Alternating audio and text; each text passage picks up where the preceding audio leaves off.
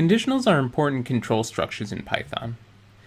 Conditionals allow us to run a piece of code only if some condition is true. So here we have a Boolean expression, cond1, and this red block is only going to run if cond1 is true. In code, we might have a program that prints the user entered 1 here, but only if the user enters 1 when we ask them for an input. Note here that this line is always going to get run regardless. So what this means is that if the user enters 1 for usernum, then this gets run and this gets run. If the user enters something other than 1, so for example 3, then only this would get run. We can also add an elif statement after our if statement to run something only if this if didn't execute. So for example, this elif will only run if the user entered something that's less than 5 but is not 1. So if the user enters 1 for usernum, then this line runs and this line runs. If the user enters 3 for usernum, then this line runs and this line runs.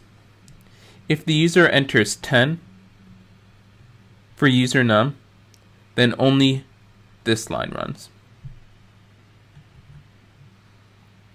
Elifs always have to come immediately after the if block, so we can't rearrange these lines or we'd get a syntax error.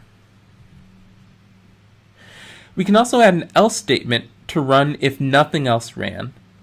So in this case, one of these three, either the if, the elif, or the else, is going to run in any case. In general, here's how a group of if statements work.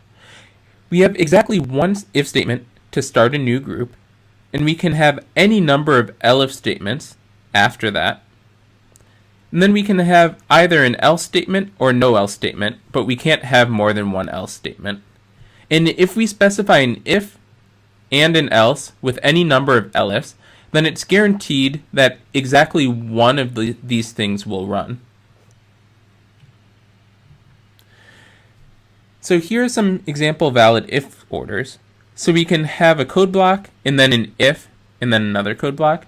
We can have an if and an else. We can have an if, an elif, and an else. And we can have an if and any number of elifs without an else. These if blocks can also be nested, so it's possible, for example, that this if block might have another if block inside of it, but it's still part of this overall code block. So if we take our previous example and add a nested if, then this line is only going to run if the user entered something that's not 1, that is not less than 5, and if it is even. So let's go through some examples of this code. If the user enters 1, then this line in this line of code will run. If the user enters 3, then this line in this line of code will run. If the user enters 7, then this line in this line of code will run. If the user enters 8, then this line and this line and this line will run. And if the user enters 2, then this line and this line will run. Now, let's suppose that we took this if statement outside of this else block by deleting the indentation. Then our behavior is different because it can run regardless.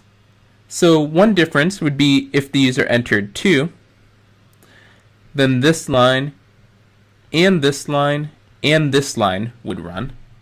Whereas in the previous example, if this if were under the else, then this line wouldn't have run. So conditionals allow us to run a piece of code if and only if some condition is true.